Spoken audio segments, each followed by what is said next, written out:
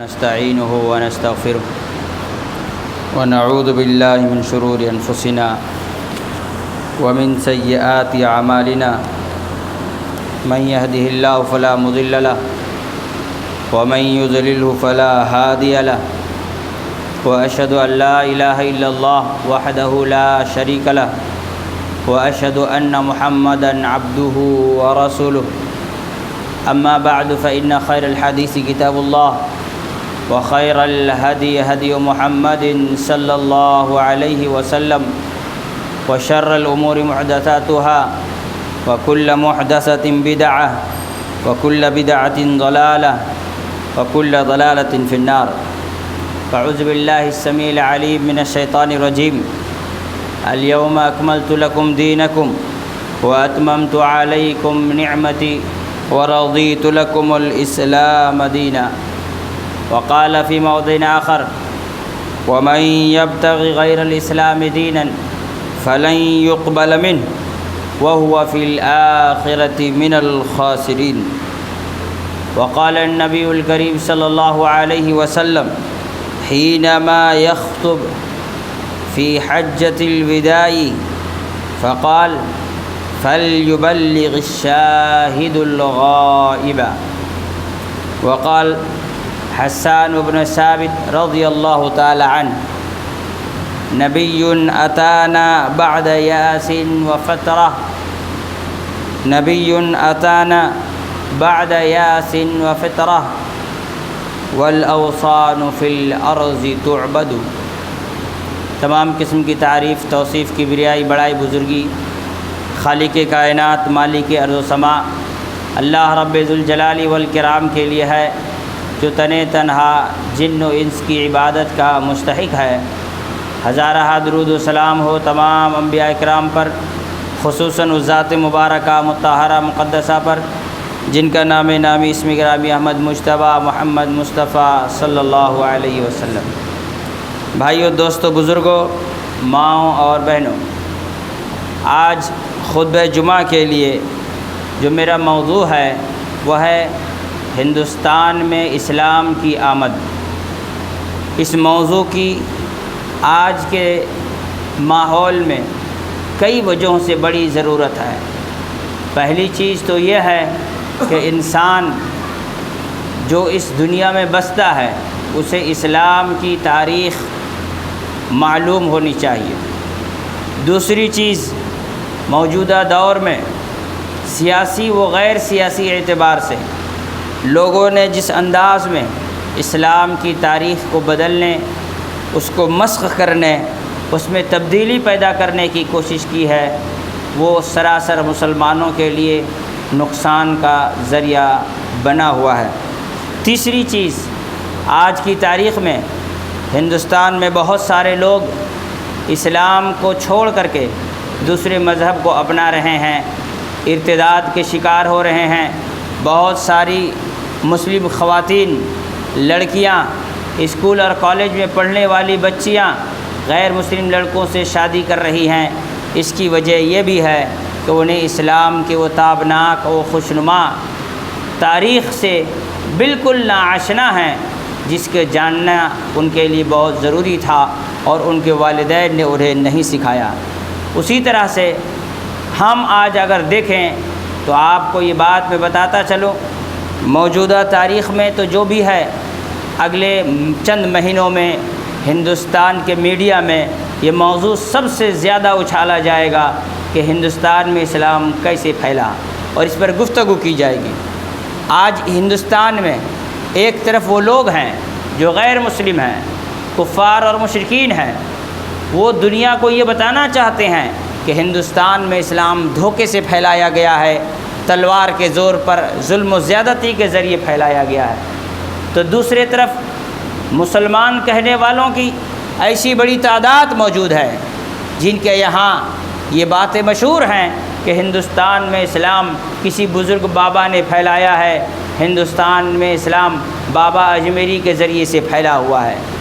اور اس کے علاوہ بھی بہت سارے واقعات ہیں جس کے اوپر ہم گفتگو کرنا چاہیں تو بات بڑی لمبی ہوگی. سب سے پہلی بات، دنیا میں تنہا اسلام ایک ایسا دین ہے جس میں دعوت و تبلیغ کا حکم دیا گیا ہے۔ بقیہ کسی بھی مذہب میں دعوت و تبلیغ کا کانسیپٹ نہیں ہے۔ اس بات کو آپ اچھی طرح یاد رکھیں۔ موسیٰ علیہ السلام کی شریعت میں، عیسیٰ علیہ السلام کی شریعت میں، داؤد علیہ السلام کی شریعت میں دعوت و تبلیغ کا کانسیپٹ نہیں تھا۔ وَرَسُولًا إِلَىٰ بَنِي إِسْرَائِيلَ أَنِّي قَدْ جِئْتُكُم بِآيَةٍ مِّن رَّبِّكُمْ أَنِّي أَخْلُقُ لَكُم مِّنَ الطِّينِ كَهَيْئَةِ الطَّيْرِ فَأَنفُخُ فِيهِ فَيَكُونُ طَيْرًا بِإِذْنِ اللَّهِ وَأُبْرِئُ الْأَكْمَحَ وَالْأَبْرَصَ وَأُحْيِي الْمَوْتَىٰ بِإِذْنِ اللَّهِ وَأُنَبِّئُكُم بِمَا تَأْكُلُونَ وَمَا تَدَّخِرُونَ فِي بُيُوتِكُمْ۔ عیسیٰ علیہ السلام اپنے قوم کے لوگوں سے کہتے ہیں وَرَسُولًا إِلَىٰ بَنِي إِسْرَائِيلَ، میں صرف بنی اسرائیل کی طرف رسول بنا کر کے بھیجا گیا ہوں۔ میں پوری دنیا والوں کو ہدایت دینے یا پوری دنیا والوں کو دعوت و تبلیغ کرنے کے لیے نہیں بھیجا گیا ہوں۔ اللہ رب العالمین نے رسول اللہ صلی اللہ علیہ وسلم کو پوری دنیا والوں کے لیے نبی بنا کر کے کافۃ للناس بنا کر کے بھیجا ہے۔ تو صرف اور صرف شریعت محمدی میں، دین اسلام میں دعوت و تبلیغ کا مزاج ہے، بقیہ کسی بھی مذہب میں دعوت و تبلیغ کا مزاج نہیں ہے۔ یہ کانسیپٹ ہی نہیں ہے۔ اللہ رب العالمین نے انہیں دعوت و تبلیغ کا حکم ہی نہیں دیا۔ لیکن آج ہم دوسری طرف اگر دیکھیں تو آپ کو دکھے گا عیسائیت میں بڑا دعوت و تبلیغ کا کام چلتا ہے، ہندوؤں کا یہاں دعوت و تبلیغ کا کام چل رہا ہے۔ یہ دعوت و تبلیغ مسلمانوں کو کمپٹیشن دینے کے لیے ہے، مسلمانوں کی بڑھتی ہوئی تعداد کو روکنے کے لیے ہے۔ یہ دعوت و تبلیغ ان کے مذہب کا حصہ نہیں ہے۔ ان کے مذہبی کتابوں میں، ان کے مذہبی افکار و نظریات میں دعوت و تبلیغ نہیں ہے۔ دعوت و تبلیغ صرف اور صرف اسلام میں پایا جاتا ہے۔ دوسری بات، حسان بن ثابت رضی اللہ تعالی عنہ نبی کریم صلی اللہ علیہ وسلم کی بعثت کے بارے میں بیان کرتے ہوئے پوری ایک لمبی نظم پڑھتے ہیں عربی زبان میں۔ یہ وہ صحابی ہے جنہیں شاعر رسول کہا جاتا ہے۔ حضرت حسان بن ثابت رضی اللہ تعالی عنہ نے کہا کہ جب اللہ کے رسول صلی اللہ علیہ وسلم نبی بنائے گئے تو دنیا کی حالت کیا تھی؟ کہتے نبی اتانا بعد یاسین و فترہ، اللہ کے نبی ہمارے درمیان ایسی حالت میں آئے کہ دنیا انسانیت سے مایوس ہو چکی تھی، انسانیت کا نام و نشان مٹ چکا تھا، ظلم زیادتی عام ہو چکا تھا، لوگوں کا یہاں پر چوری ڈکیتی عام ہو چکا تھا۔ کوئی مال لیتا تھا تو پیسے نہیں دیتا تھا، قرض لیتا تھا واپس نہیں کیا کرتا تھا، انسانیت نہیں پائی جاتی تھی۔ بات میں لوگ جنگ کیا کرتے تھے، لڑائی لڑا کرتے تھے، لوگوں کا خون بہایا کرتے تھے، قتل و غارت گیری کیا کرتے تھے۔ ایک بکری کو لے کر کے دو قبیلے ایسے لڑتے تھے جیسے کسی ملک کے درمیان کی جنگ ہوا کرتی ہو۔ انسانیت کا خاتمہ ہو گیا تھا، زناکاری عام تھی، بدکاری عام تھی، فحاشی عام تھی، عورتوں کو کوئی مقام نہیں تھا، عورتوں کو بازار کا سامان سمجھا جا رہا تھا۔ آج میں یہ بات بتانا چاہتا ہوں، دنیا میں آج کچھ بھی بیان کیا جائے، میڈیا میں کچھ بھی بتایا جائے، لیکن آج وہ لڑکیاں جو اسکول میں پڑھنے والی غیر مسلم لڑکوں کے ساتھ بھاگ رہی ہیں، آج وہ بچیاں، وہ اسکول و کالج کی لڑکیاں جو غیر مسلم دوستوں سے رشتے کرنے کے لیے یہ کہہ کر کے نکل جاتی ہے، اسلام سے باہر نکل جاتی ہے کہ انسان کو اپنی سوچنے کی آزادی ہے، انسان کو اپنی مرضی سے کسی سے شادی کرنے کی آزادی ہے۔ اسلام بہت زیادہ کشادہ ذہن ہے، اسے یاد رکھنا چاہیے کہ جب اسلام اس دنیا میں آیا اس وقت تمہاری حیثیت کنکر و پتھر کے سوا کچھ نہ تھا، تمہاری حیثیت راستے پہ پڑے ہوئے کچڑے کے سوا کچھ نہ تھا، تمہاری حیثیت بکریوں سے زیادہ خطرناک نہیں، زیادہ بکریوں اور اونٹوں سے زیادہ اہمیت کے حامل تم نہیں تھے۔ جبکہ اسلام جب اس دنیا میں آیا تب گھوڑوں کی اہمیت تھی، اونٹ کی اہمیت تھی، بکریوں کی اہمیت تھی، لیکن عورتوں کی اہمیت نہیں تھی۔ ایسے ماحول میں، ایسے حالات میں اسلام کو اللہ رب العالمین نے دنیا والوں کے لیے بھیجا اور کہا الیوم اکملت لکم دینکم واتممت علیکم نعمتی ورضیت لکم الاسلام دینا۔ اے میرے لوگو، اے میرے بندو، سن لو، آج حجۃ الوداع کی مناسبت سے یہ اعلان میرے نبی کے زبانی سن لو کہ دین مکمل کر دیا ہوں تمہارے لیے، میں اپنی رحمت کو مکمل کر دیا ہوں۔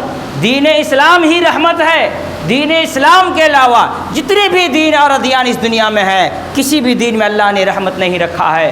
ساتھ ہی ساتھ فرمایا وَرَضِيتُ لَكُمُ الْإِسْلَامَ دِينًا، میں صرف تمہارے لیے دین اسلام سے راضی ہوں، اس کے علاوہ کوئی اور دین تم اپناؤ گے تو میں تم سے راضی اور خوش نہیں ہوں گا۔ اس آیت پر غور کیا جائے، یہاں اللہ رب العالمین نے کیا فرمایا الیوم اکملت لکم دینکم واتممت علیکم نعمتی۔ دین اسلام نعمت ہے، اللہ کی رحمت ہے، اللہ کی جانب سے انسان کے لیے نجات کا راستہ ہے، اس کے علاوہ کسی اور دین میں رحمت نہیں ہے۔ یہی وجہ ہے کہ اس دین رحمت میں ہر قدم پر رحمت کی باتیں کی گئی ہیں، ہر قدم پر اللہ رب العالمین نے انسانیت کے لیے بھلائی اور خیر کی باتیں کی ہیں۔ الدین النصیحہ، الدین النصیحہ، الدین النصیحہ، دین خیر خواہی کا نام ہے، دین بھلائی کا نام ہے، دین بھلائی کا نام ہے، یہ اللہ کے رسول صلی اللہ علیہ وسلم نے فرمایا۔ پھر آگے اللہ تعالیٰ نے قرآن مجید میں دوسری جگہ ارشاد فرمایا، وَمَن يَبْتَغِ غَيْرَ الْإِسْلَامِ دِينًا فَلَن يُقْبَلَ مِنْهُ، کوئی آدمی اگر اسلام چھوڑ کر کسی اور دین کو اپنائے گا تو اس کے دین، اس کی عبادتیں، اس کی زندگی میں کی جانے والی اچھائیاں، اس کی زندگی میں کی جانے والی نیکیاں سب رد کر دی جائیں گی، ایک بھی عبادت اس کی قابل قبول نہیں ہوگی۔ انسان جانوروں سے زندگی گزار رہا تھا، انسان کی زندگی میں جانور کی اہمیت زیادہ ہو چکی تھی، اور آج بھی دیکھیں جہاں اسلام نہیں ہے، جو اسلام کے ماننے والے نہیں ہیں، ان کے نظروں میں جانوروں کی اہمیت انسانوں سے آج بھی زیادہ ہے۔ تبھی تو موب لنچنگ ہوتا ہے، کیوں ہوتا ہے؟ انسان کے مقابلے میں جانوروں کی اہمیت بڑھ جاتی ہے، تب انسان جانوروں کی حفاظت کے لیے انسانوں کا خون بہاتا ہے، اور یہی حالت اسلام کے آنے سے پہلے تھا، یہی حالت اسلام کے ظاہر ہونے سے پہلے تھا۔ عربوں کے یہاں لوگوں کو اونٹ کے، گھوڑوں کے نسلوں کی حفاظت کی فکر ہوتی تھی، لیکن اپنے گھروں کے نسلوں کی حفاظت کی فکر نہیں ہوتی تھی۔ آپ پڑھیں تاریخ کی کتابوں کو، پڑھیں سیرت کی کتابوں کو، لوگوں کے یہاں پر گھوڑے نسلی ہوا کرتے تھے، ایک گھوڑا جس نسل کا ہے اسی نسل کے گھوڑے پالے جائیں گے، نسلیں خلط ملط نہیں ہونی چاہیے، گھوڑوں کی برادری کی حفاظت ہوتی تھی۔ لیکن وہیں پر لوگ اپنے گھر میں شادی کرنے کے بعد اپنی بیوی کو کسی اپنے یہاں کے سردار اور اپنے یہاں کے کسی بڑے انسان کے گھر میں رکھ دیا کرتا تھا، جا کے وہاں وہ زنا کرتی تھی، جس سے اولاد ہوتا تھا، تو سمجھتے تھے یہاں ہمارے نسل میں کوئی اچھے لوگ پیدا ہوں گے۔ یہ حالت تھی، گھوڑوں سے زیادہ، گھوڑوں کی اہمیت زیادہ تھی، عورتوں کی اہمیت نہیں تھی۔ تب اسلام اس دنیا میں ظاہر ہوا، اور اسلام کی اپنی خوبصورتی کے بنیاد پر، اسلام کی اپنی اچھائیوں کی بنیاد پر، اسلام صرف اور صرف 50 سالوں کے اندر دنیا کے ہر ملک تک پہنچا، صرف اور صرف 50 سالوں کے اندر دنیا کے ہر ملک تک پہنچا۔ اسلام کی وہ کون سی خوبصورتی تھی، ابھی اس کو بیان کرنے کا میرے پاس موقع نہیں ہے، تو میں بیان کروں کہ اسلام کی کن خوبیوں کی وجہ سے دنیا کے لوگوں نے اسلام کے قبول کیا۔ لیکن اسلام کی خوبصورتی، اسلام میں ہر کسی کو داخل ہونے کی اجازت، دعوت و تبلیغ کا کانسیپٹ، یہ مساج کہ دنیا کے ہر انسان کو اسلام قبول کرنے کے لیے کہا جائے، اور وہ جب اسلام قبول کرے تو وہ پہلے اگر کافر بھی رہا ہو، مشرک بھی رہا ہو، مرتد بھی رہا ہو، کسی بھی دین اور مذہب کا ماننے والا ہو، جب وہ اسلام قبول کرے گا تو وہ پہلے درجے کا مسلمان ہوگا، سیکنڈ کیٹیگری کا، سیکنڈ درجے کا مسلمان اس امت میں یہ کانسیپٹ ہی نہیں رہا۔ میرے بھائیوں، میرے دوستوں، میرے بزرگوں، نبی کریم صلی اللہ علیہ وسلم حجۃ الوداع کے موقع پر کھڑے ہوئے، لوگوں کو نصیحت کی، الیوم اکملت لکم دینکم واتممت علیکم نعمتی ورضیت لکم الاسلام دینا۔ یہ آیت نازل ہوئی کہ دین مکمل ہو چکا ہے۔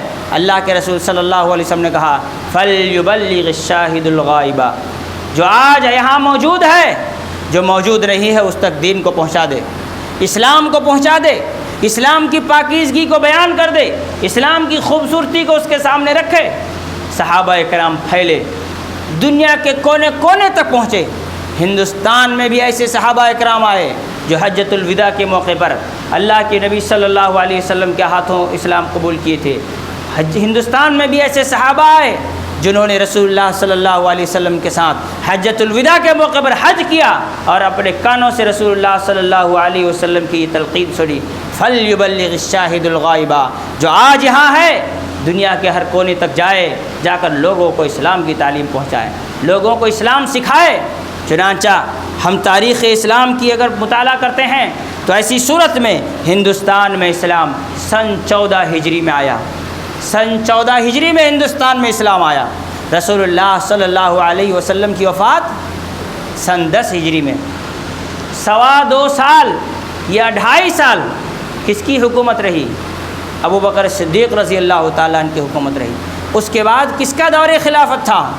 عمر فاروق رضی اللہ تعالیٰ عنہ کے دور خلافت، عمر فاروق رضی اللہ تعالیٰ عنہ کے دور خلافت میں ہندوستان میں اسلام آیا۔ اور ہندوستان میں اتنی جلدی اسلام آنے کی وجہ کیا تھی؟ ہندوستان میں اتنی جلدی اسلام آنے کی وجہ ہندوستان سے عرب کا بہت پرانا بزنس اور کاروباری رشتہ رہا ہے۔ چنانچہ ہم حضرت حسان بن ثابت رضی اللہ تعالیٰ عنہ کو جب پڑھتے ہیں تو ایسی صورت میں حسان بن ثابت رضی اللہ تعالیٰ عنہ نبی کریم صلی اللہ علیہ وسلم کی تعریف بیان کرتے ہوئے، رسول اللہ صلی اللہ علیہ وسلم کی نعت بیان کرتے ہوئے حسان بن ثابت رضی اللہ تعالیٰ عنہ کہتے ہیں اگر علیہ للنبوۃ خاتم من اللہ مشہود یلوح ویشہد، میرے نبی کی عظمت کا کیا کہنا، یہ اللہ کی جانب سے ایک ایسے نبی آئے ہیں، اگر علیہ للنبوۃ خاتم، کہ اللہ نے ان کے پیٹھ میں ایک نبوت کی مہر لگا دی ہے، یلوح ویشہد، جو چمکتا ہے، نبی کے نبوت کی گواہی دیتی ہے۔ اور اسی تعریف میں آگے حسان بن ثابت رضی اللہ تعالیٰ عنہ کہتے ہیں یلوح کما لاح السیقل المہند، یہ ویسے ہی چمکتا ہے جیسے ہندوستان کا لوہا چمکتا ہے۔ تو اس شعر میں حسان بن ثابت رضی اللہ تعالیٰ عنہ نے یہ بیان کیا کہ ہندوستان کے لوہے اس زمانے میں عرب جایا کرتے تھے، اور ان لوہوں سے تلوار، زنجیریں، تیر اور نیزے بنایا جاتا تھا۔ تو ہندوستان کا عرب سے بہت پرانا کاروباری رشتہ تھا، اور ہندوستان میں صحابہ اکرام تجارت کے غرض سے آیا کرتے تھے۔ چنانچہ حضرت عمر بن خطاب رضی اللہ تعالیٰ عنہ کے زمانے میں ہندوستان میں 12 صحابہ اکرام آئے، عثمان غنی رضی اللہ تعالیٰ عنہ کے زمانے میں 5 صحابہ اکرام آئے، علی بن ابی طالب رضی اللہ عنہ کے زمانے میں 3 صحابہ اکرام آئے، امیر معاویہ رضی اللہ تعالیٰ عنہ کے زمانے میں 4 صحابہ اکرام آئے، اور یزید کے زمانے میں 1 صحابی ہندوستان میں آئے۔ اور اس طرح سے یہ تو ریکارڈڈ ہیں، تاریخ کے کتابوں میں محفوظ ہیں کہ 25 صحابہ اکرام ہندوستان میں آئے، 25 صحابہ اکرام۔ چنانچہ احمد بن یحییٰ مشہور مورخ ہیں، انہوں نے اپنی کتاب میں اس بات کو بیان کیا کہ عثمان بن ابو العاص الثقفی یہ صحابی ہیں، یہ ہندوستان میں دعوت و تبلیغ کیے۔ ان کے زمانے میں یہ بحرین کے گورنر تھے، یمن، بحرین، عمان، یہ علاقہ ان کے گورنری میں آیا کرتا تھا۔ چنانچہ عمر بن خطاب رضی اللہ تعالیٰ عنہ کے زمانے میں جب گجرات میں مسلمانوں کی ایک بڑی تعداد پیدا ہوئی، لوگ اسلام کو بہت زیادہ قبول کیے، تو انہوں نے اپنے ہی ایک بھائی جن کا نام حکم بن ابو العاص الثقفی رضی اللہ تعالیٰ عنہ ہے، یہ بھی صحابی ہیں، ان کو گجرات کا گورنر بنا دیا۔ یہ حضرت عمر کے زمانے کا واقعہ ہے۔ معلوم یہ ہوا کہ ہندوستان میں نہ صرف صحابہ اکرام آئے بلکہ حضرت عمر فاروق رضی اللہ تعالیٰ عنہ کے زمانے میں گجرات میں ایک اسلامی حکومت قائم ہو چکی تھی، گجرات میں ایک اسلامی حکومت قائم ہو چکی تھی۔ اور پھر جب ہم تاریخ اہل حدیث پڑھتے ہیں، ہندوستان میں اہل حدیثوں کی تاریخ کا مطالعہ کرتے ہیں، تو 9ویں صدی ہجری میں رسول اللہ صلی اللہ علیہ وسلم کے وفات کے 900 سال کے بعد کے واقعات کو پڑھتے ہیں، تو جب دنیا بھر میں شرک و بدعات پھیل چکا تھا، تو ایسی صورت میں گجرات ہی میں علماء اہل حدیث نے دعوت و تبلیغ کی، یہاں تک کہ لوگ دین سیکھے، قرآن سیکھے، حدیث سیکھے۔ گجرات کے چرواہے عربی بولا کرتے تھے، تاریخ کی کتابوں میں اس بات کا بھی ذکر ملتا ہے۔ یہ گجرات ہندوستان کا وہ مرکز رہا ہے جہاں مسلمانوں نے سب سے پہلے اسلامک سینٹر اور اسلامی حکومت قائم کی تھی۔ چنانچہ جو صحابہ حضرت عمر کے زمانے میں ہندوستان آئے ان کے نام بھی میں بیان کرتا چلوں۔ حضرت عثمان بن ابو العاص الثقفی، ان کے بھائی حکم بن ابو العاص الثقفی، ان کے تیسرے بھائی مغیرہ بن ابو العاص الثقفی، ربیع بن حارث مزلجی، حکم بن محمد بن عمرو بن مجدع الثعلبی الغفاری، عبداللہ بن عبداللہ الانصاری، سہل بن عدی بن مالک الخزرجی، شہاب بن مخارق بن شہاب التمیمی، سحار بن عباس العبدی، عاصم بن عمر التمیمی، عبداللہ بن عمیر الاشجعی، نصیر بن دیشم بن ثور العجلی، یہ وہ صحابہ ہیں جو حضرت عمر کے دور میں ہندوستان میں آئے۔ پھر حضرت عثمان کے زمانے میں حکم بن حبلہ الاسدی، عبداللہ بن معمر القریشی، عمیر بن سعد، مجاشع بن مسعود الثعلبی، عبد الرحمن بن سمرہ بن حبیب القریشی التمیمی، یہ وہ صحابہ ہیں جو حضرت عثمان غنی رضی اللہ تعالیٰ عنہ کے دور میں ہندوستان آئے۔ پھر حضرت علی رضی اللہ تعالیٰ عنہ کے زمانے میں خالد بن راشد نامی صحابی، عبداللہ بن ثور التمیمی الشقری، اسی طرح کلیب بن ابو الوائل، یہ 3 صحابہ کرام ہندوستان آئے۔ امیر معاویہ رضی اللہ عنہ کے زمانے میں محلب بن ابی صفرہ الازدی، عبداللہ بن ثور بن حمام العبدی، یاسر بن حمام، اسی طرح سنان بن سلمہ بن محقق بن حضلی، یہ صحابہ کرام 4 حضرت امیر معاویہ رضی اللہ عنہ کے زمانے میں ہندوستان آئے۔ اسی طرح سے منذر بن جارود العبدی، یہ یزید کے زمانے میں ہندوستان آئے۔ ریکارڈڈ 25 صحابہ اکرام ہندوستان میں آئے۔ اسی طرح سے امام ذہبی رحمہ اللہ اور دیگر مورخین نے اس بات کو بیان کیا کہ ہندوستان میں یہ تو صحابہ اکرام تھے، تابعین اعظام کی ایک بڑی جماعت ہندوستان میں آئی۔ لگ بھگ تابعین اعظام کی اگر بات کریں گے تو 42 تابعین اعظام ہندوستان آئے جن کے نام موجود ہیں۔ اتباع تابعین کی اگر بات کریں تو ایسی صورت میں ہندوستان میں 18 تبع تابعین ہندوستان میں آئے اور ان کے ذریعے سے ہندوستان میں اسلام آیا۔ یہ جو ایک جھوٹ پھیلا ہے کہ ہندوستان میں خواجہ اجمیری اسلام لے کر کے آئے، یہ ایک جھوٹ پھیلا ہے۔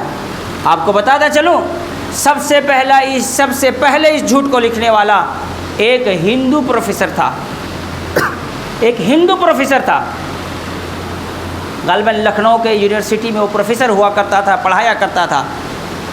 اس ہندو پروفیسر نے لکھا کہ ہندوستان میں اسلام خواجہ اجمیری لے کر کے آئے، اور اسی کو کاپی کیا علی میاں ندوی نے۔ اسی کو کس نے کاپی کیا؟ ایک بہت بڑے ہندوستان کے دارالعلوم کے شیخ الحدیث، پرنسپل، ڈائریکٹر، سب کچھ انہوں نے اپنے کتاب میں لکھا۔ علی میاں ندوی جس کو کہتے ہیں، ابو الحسن علی الحسنی الندوی۔ اور پھر وہیں سے یہ بات پوری ہندوستان میں پھیلایا گیا کہ ہندوستان میں اسلام کون لے کر کے آئے؟ خواجہ اجمیری لے کر کے آئے۔ خواجہ اجمیری رسول اللہ صلی اللہ علیہ وسلم کے وفات کے 550 سال بعد پیدا ہوئے۔ کتنے سال بعد؟ 550 سال بعد، 565 ہجری غالباً، اگر میری یادداشت غلطی نہ کر رہی ہو تو 565 ہجری میں وہ پیدا ہوئے۔ رسول اللہ علیہ وسلم کی وفات 10 ہجری، 10 نکال دے تو 555 سال بعد وہ پیدا ہوئے، اور اسلام 14 ہجری میں آیا، حضرت عمر بن خطاب رضی اللہ تعالیٰ عنہ کے زمانے میں۔ تو یہ کیسے ممکن ہو سکتا ہے کہ اس سے پہلے جو ہندوستان میں مسلمان تھے، کیا وہ نعوذ باللہ مسلمان نہیں تھے؟ دوسری بات، بہت سارے مولوی لوگ بولتے ہیں، جن مولویوں میں ایک طارق مسعود بھی ہے، مفتی طارق مسعود، یہ ہندوستان میں جو اسلام آیا وہ احناف کے ذریعے سے آیا۔ ابھی کچھ دن پہلے ان کی تقریر سن رہا تھا کہ ہندوستان میں احناف زیادہ کیوں ہے؟ کہا کیونکہ یہاں ہندوستان میں اسلام جو لوگ لے کر آئے وہ عراق سے تھے، وہ امام ابو حنیفہ کے مقلد تھے۔ سن 14 ہجری میں امام ابو حنیفہ کے دادا بھی پیدا نہیں ہوئے تھے۔ امام ابو حنیفہ رحمۃ اللہ علیہ کی پیدائش کب ہے؟ سن 80 ہجری۔ کتنے سال میں؟ 80 ہجری۔ اسلام کب آیا؟ سن 14 ہجری۔ کتنے سال کا ڈیفرنس ہوا؟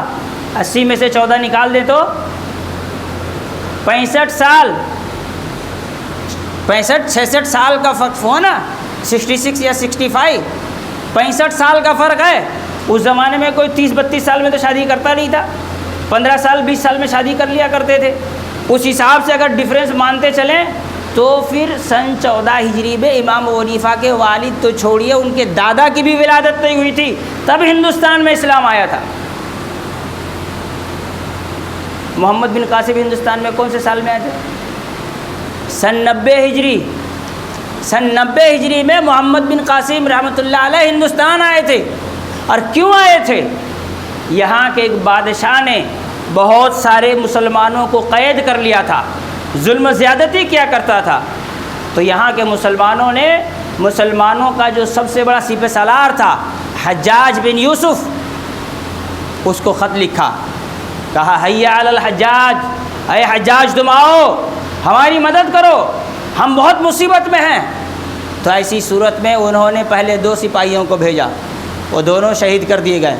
تو بعد میں انہوں نے اپنے 18 سال کے نوجوان بھانجے محمد بن قاسم کو ہندوستان بھیجا، جاؤ۔ انہوں نے ہندوستان کو پورا سندھ اور گجرات کا پورا جو علاقہ تھا پورا انہوں نے دوبارہ آکیپائی کیا، دوبارہ وہاں انہوں نے مسلمانوں کو آزادی دلائی اور وہاں مسلمانوں کی حکومت قائم ہوئی۔ کتنے سال میں؟ سن 90 ہجری میں۔ تب امام حنیفہ رحمۃ اللہ علیہ کی عمر 10 سال تھی۔ کتنے سال کے تھے؟ 10 سال کے۔ یہ خیانت ہے یہ کہنا کہ ہندوستان میں فقہ حنفی کے ذریعے اسلام آیا، خیانت ہے یہ کہنا کہ ہندوستان میں کسی بابا یا کسی بزرگ نے اسلام پھیلایا۔ ایک آدمی کہتا ہے کہ جی خواجہ اجمیری نماز پڑھے، دائیں طرف السلام علیکم ورحمۃ اللہ بولے تو لاکھوں لوگ مسلمان ہو گئے دائیں طرف کے، تو بائیں طرف بولے السلام علیکم ورحمۃ اللہ تو بائیں طرف لاکھوں لوگ مسلمان ہو گئے۔ تو بھائی وہ زندگی میں ایک ہی بار نماز پڑھے، ان کو تو پھر پورا ہندوستان گھوم گھوم کے نماز پڑھنا چاہیے، تو خوب نفل پڑھتے، جیسے السلام علیکم ورحمۃ اللہ کہتے لاکھوں لوگ مسلمان ہو جاتے۔ خواجہ اجمیری کے زمانے میں ہندوستان کی آبادی کتنی تھی پہلے یہ بتاؤ؟ زندگی ان کی اگر 20 سال بھی رہی ہو، 20 سال نماز پڑھے ہوں، تو ایک دن میں 5 وقت کا نماز اگر کاؤنٹ کر لیں تو 20 سال میں کتنی نمازیں پڑھی ہوں گی؟ حساب لگا لو۔ ان کے زمانے میں ہندوستان کی آبادی 8 کروڑ تھی، 8 کروڑ، تو سارے مسلمان ہو جانا چاہیے تھے۔ در حقیقت اس بات کو بیان کرنے کا مقصد کیا ہے کہ ہندوستان میں اسلام فلاں لائے، ہندوستان میں اسلام فلاں لائے۔ لوگوں کو صحابہ کرام سے دور کرنا، لوگوں کو یہ بتانا کہ صحابہ کرام نے دعوت و تبلیغ کا کوئی کام نہیں کیا، صحابہ کرام نے دین کی کوئی خدمت نہیں کیا، جبکہ میں آپ کو بتاؤں 50 سالہ اسلام کی تاریخ اٹھا کر کے پڑھ لیں، صرف 50 سالہ شروع کے، 50 سال کے اندر دنیا کا کوئی ملک ایسا نہیں تھا جہاں تک اسلام نہ پہنچا ہو۔ 50 سال کے اندر، صرف 50 سال کے اندر۔ 51واں سال آپ کو دیکھنے کی ضرورت نہیں ہے، 40 ہجری،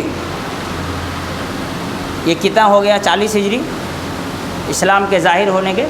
لگ بھگ 50 سال، اور 43 سال 13 سال ادھر جوڑیں گے تو ادھر سے کوئی 43 ہجری تک اسلام 50 سال، 50 سال کے اندر دنیا کے ہر ملک تک اسلام پہنچ چکا تھا اور صحابہ کرام پہنچائے تھے۔ اچھا یہ جو اسلام آیا تھا یہ کس شکل میں آیا تھا؟ سن 14 ہجری میں جو ہندوستان میں اسلام آیا وہ کس شکل میں آیا تھا؟ خالص کتاب اللہ و سنت رسول اللہ کی شکل میں۔ اللہ کی کتاب قرآن مجید اور رسول اللہ صلی اللہ علیہ وسلم کی سنت حدیث رسول کی شکل میں اسلام آیا تھا۔ پھر یہ فقہ حنفی والی بات کہاں سے آ گئی؟ کیوں اسلام کے بارے میں جھوٹ پھیلا رہے ہو؟ کیوں اسلام کی تاریخ سے چھیڑ چھاڑ کر رہے ہو؟ کیوں اسلام کی تاریخ کو بگاڑنے کی کوشش کر رہے ہو؟ کیا صحابہ اکرام نعوذ باللہ حنفی ہوا کرتے؟ صحابہ کیا تھے؟ بات آئی تو بتاتا چلو۔ جلیل القدر صحابی، صغار صحابہ میں سے ابو سعید الخدری رضی اللہ تعالی عنہ، یہ صحابی تھے۔ ابو سعید خدری رضی اللہ تعالی عنہ محدث صحابی، لوگوں کو حدیث پڑھایا کرتے تھے۔ چنانچہ ابو سعید خدری رضی اللہ تعالی عنہ کی وہ روایت جس میں انہوں نے اپنے بارے میں کیا کہا، میں آپ کو تھوڑا بتا دوں تاکہ بات سمجھنے میں آسانی ہو۔ ابو سعید خدری رضی اللہ تعالیٰ نے ایک مرتبہ نکلے اپنے گھر سے، سامنے بہت سارے طلباء بیٹھے ہوئے تھے۔ ابو سعید خدری رضی اللہ تعالیٰ کے سامنے بہت سارے طلباء بیٹھے ہوئے تھے، حدیث پڑھنے آئے تھے۔ تو امام ابو سعید خدری رضی اللہ تعالیٰ نے کہا انتم خلوفنا، انتم خلوفنا، تم لوگ ہمارے جانشین ہو۔ جانشین کسے کہتے ہیں؟ جو گدی سنبھالے، جو اس جگہ پہ بیٹھے جہاں پر وہ بیٹھا کرتے تھے، اس کو کیا کہتے ہیں؟ جانشین۔ کہا کہ انتم خلوفنا، تم ہمارے جانشین ہو، وَأَهْلُ الْحَدِيثِ بَعْدَنَا، اور ہمارے بعد تم ہی اہل حدیث ہو۔ ہمارے بعد تم اہل حدیث ہو کا کیا مطلب ہوتا ہے؟ پہلے ہم ہیں، ہمارے بعد تم ہو۔ تو صحابی رسول ابو سعید خدری رضی اللہ تعالی عنہ نے جملہ صحابہ اکرام کو اہل الحدیث کہا، اور بعد میں آنے والا ہر وہ انسان جو حدیث پڑھے، حدیث سمجھے، حدیث پر عمل کرے، دنیا والوں کو حدیث کی طرف دعوت دے، حدیث پر عمل کرنے کی تلقین کرے، ایک اللہ کی عبادت کی بات کرے، ایک رسول اللہ صلی اللہ علیہ وسلم کی اطاعت کی بات کرے، وہ ہر انسان اہل حدیث ہے۔ ہمارے یہاں کچھ دماغ کے کم استعمال کرنے کی وجہ سے یا کچھ سماجی ہیجان کے وجہ سے، جن کا عقل کم استعمال ہوتا ہے، کہتے جی کیا ضرورت ہے خود کو اہل حدیث کہنے کی، کیا کہو، مسلمان کہو۔ تو کیوں اہل حدیث انکار کیا ہے کہ وہ مسلمان نہیں ہے؟ کس اہل حدیث نے کہا کہ وہ مسلمان ہے؟ سب تو خود کو مسلمان کہتے ہیں، لیکن صحابی نے اپنے لیے لفظ اہل حدیث استعمال کیا۔ واجب ہے ہر اس انسان پر جو کہتا ہے کہ میں صحابی کے راستے پر ہوں، وہ خود کو اہل حدیث کہے۔ واجب ہے، بہتر نہیں، واجب ہے۔ کیوں؟ آپ کو بتاتا ہوں۔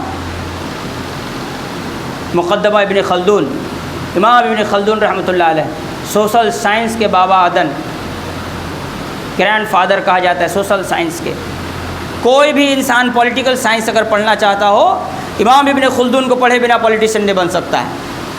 امام ابن خلدون رحمۃ اللہ علیہ، انہوں نے اپنی کتاب تاریخ ابن خلدون کے مقدمہ میں لکھا باب الفقہ، فقہ کا باب، اس میں انہوں نے لکھا کہ صحابہ اکرام کے زمانے میں مسلمانوں میں دو جماعتیں پیدا ہوئیں۔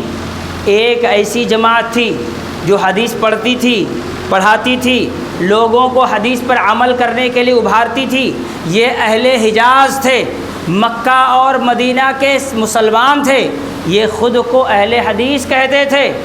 اور ایک دوسری جماعت تھی جو حدیثوں پر کم توجہ دیتی تھی، لوگوں کے مسائل کو اپنے عقل سے سمجھتی تھی اور حل کرنے کی کوشش کرتی تھی، اور اس میں وہ مہارت بھی رکھتی تھی۔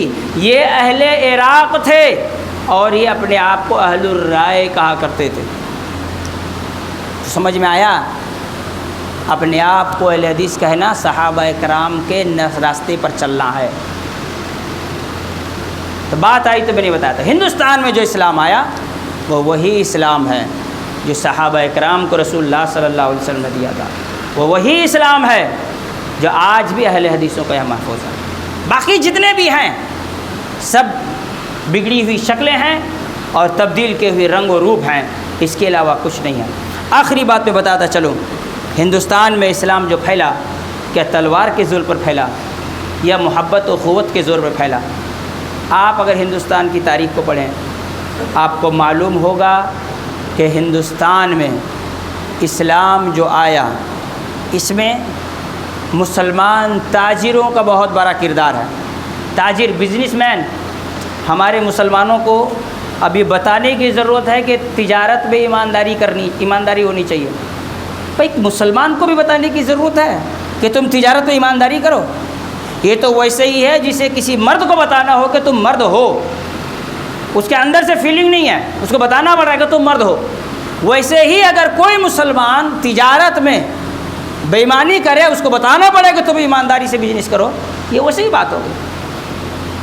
اسلام تجار صحابہ اکرام کے ذریعے سے پھیلا، تجارت کرنے والے ہندوستان میں تجارت کے لیے آتے تھے، ان کے اخلاق، ان کے کردار، ان کے حسن اسلوب، ان کی باتیں، وقت زیادہ ہو گیا، بس 2 منٹ میں بات ختم کر رہا ہوں، ان کے لوگوں کے ساتھ برتاؤ لوگوں کو اسلام میں داخل کرنے کے لیے کافی ہوتا تھا۔ اور آپ کو بتاؤں، حضرت خدیجہ رضی اللہ تعالی عنہ نے رسول اللہ صلی اللہ علیہ وسلم سے جو نکاح کیا تھا تو اس کی وجہ کیا تھی؟ بہت پیسے والے تھے، مالدار گھرانے سے تھے؟ نہیں، ایماندار تاجر تھے، ایماندار تاجر تھے۔ ٹیسٹ ایگزام کیا ہوا تھا؟ حضرت خدیجہ رضی اللہ تعالی عنہ نے رسول اللہ صلی اللہ علیہ وسلم کو پیسے دیے، کہا آپ تجارت کیجئے، اور ساتھ میں اپنے غلام کو لگا دیا کہ یہ تجارت کرے تو دیکھنا ان کا ڈھنگ کیا ہے، ان کا طریقہ کیا ہے، ان کا اخلاق کیا ہے، ان کا کردار کیا ہے، یہ کیسے تجارت کرتے ہیں۔ اس نے آ کر کے کہا کہ سراپا حسن خلق، انسانیت سے بھرپور، اخلاق و کردار کے سب سے اونچے پائدان پر کھڑی انسانیت کے ساتھ میں نے اس بار تجارتی سفر کیا ہے۔ چنانچہ حضرت خدیجہ رضی اللہ تعالی عنہ بھی شادی کے لیے کیوں ہاں کہی؟ تجارت میں ایمانداری کو دیکھ کر کے۔ اسلام کو نقصان پہنچانے والوں میں ہمارے مکار دکانداروں کا سب سے بڑا کردار ہے۔ ان کے یہاں جھوٹ، فریب، مکاری، دغا بازی، یہ ساری چیزیں آ گئی ہیں۔ یہی وجہ ہے کہ آج کوئی اسلام سے اس کے اخلاق کی وجہ سے قریب آنے کا تیار نہیں ہوتا۔ اور آخری بات جو میں نے کہا، ہندوستان میں اسلام میں داخل ہونے والوں میں سب سے پہلے دو قسم کے لوگ تھے، ایک عورتیں تھیں اور دوسرے سماج کے دبے کچلے انسان تھے۔ اس لیے کہ اسلام نے اونچ نیچ کے سسٹم کو ختم کر دیا۔ جہاں آج مسلمان پکڑا ہوا ہے نا، خان، پٹھان، سید، میں کبھی کبھی سوچوں کہ سب کا بلڈ نکالا جائے اور چیک کیا جائے کہ خان کا گروپ اے ہوتا ہے، سید کا بی ہوتا ہوگا، کسی کا او ہوتا ہوگا، بھئی سب کا خون ایک جیسا ہے۔ اسلام نے اسی چیز کو ختم کیا تو لوگ اسلام میں داخل ہوئے۔ اور آج نہیں جی ہم تو انصاری ہیں، ہم فلاں کے گھر رشتہ نہیں کریں گے، ہم تو سید ہیں، فلاں گھر رشتہ نہیں کریں گے۔ بیوقوف، تمہاری یہ حرکتیں اسلام کو نقصان پہنچا رہی ہیں، پہلی چیز۔ دوسری چیز، عورتوں کو اسلام میں عزت ملی، عفت ملی، بازار میں ان کو بھٹکتے ہوئے نہیں چھوڑا۔ اور آج آپ کو بتاؤں، اب یہ بھی خبریں آ رہی ہیں، جو لڑکیاں بھاگ کر غیر مسلموں سے شادی کر رہی ہیں، وہ ان کے ساتھ کچھ رات بتانے کے بعد اس کو چھوڑ دے رہے ہیں۔ جاؤ، تم تو گھر سے نکل گئے، دوبارہ تمہارا باپ تو تم کو گھر میں لے گا نہیں، اب جاؤ تم جا کے طوائف خانوں میں بیٹھے رہو۔ 4 دن، 5 دن، 7 دن گھوم لیے، 1 سال گھوم لیے، اس کا چھوڑ دیا۔ لہٰذا اپنے بچوں بچیوں کو آپ اگر اسکول اور کالج بھیج رہے ہیں تو دھیان رکھیے ان کا سنگت کیسا ہے، اٹھنا بیٹھنا کیسا ہے۔ کہیں ایسا نہ ہو کہ آئندہ وقت میں آنے والی خبروں میں آپ کے آنسوؤں کا بھی تذکرہ ہو۔ میں اس پر کوئی لمبی گفتگو ارتداد کے اوپر کر رہا ہوں، تانتی باغ میں خطبہ ہوا ہے، ابھی 6-7 خطبے اور ہوں گے انشاءاللہ اس موضوع پر۔ ویسے ایک جمعہ میں کسی موضوع کو مکمل بیان کرنا میرے بس کی تو بات ہے ہی نہیں، اور اس طرح سے بات کیا جائے کہ 2 پوائنٹ ہو اور باقی سب چھوٹ جائے، یہ بھی میرے ذریعے ممکن نہیں ہے۔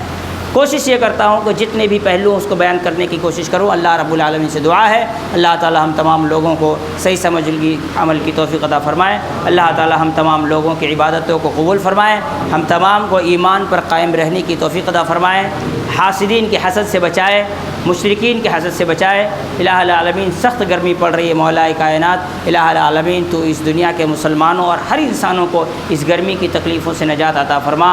الہ العالمین تو بارش نازل فرما۔ الہ العالمین، جانور، چرند پرند، پیڑ پودے سب اس گرمی سے پریشان ہیں، الہ العالمین تو ان سب کو اوپر رحم فرما۔ الہ العالمین تو اپنی بارش کا نزول فرما۔ اللہم اغثنا، اللہم اغثنا، اللہم اغثنا، اللہم اسق عبادک و بہائمک وانشر رحمتک واحی بلدک المیت۔ اللہم اسقنا غیثا مغیثا نافعا غیر ضار عاجلا غیر آجل۔ عباد اللہ رحمکم اللہ، ان اللہ یأمر بالعدل والإحسان وإیتاء ذی القربى وینہی عن الفحشاء والمنکر والبغی یعظکم لعلکم تذکرون۔ اذکروا اللہ یذکرکم وادعوہ یستجب لکم ولذکر اللہ تعالی اعلی وأولی وأجل وأتم وأکبر واللہ یعلم ما تصنعون۔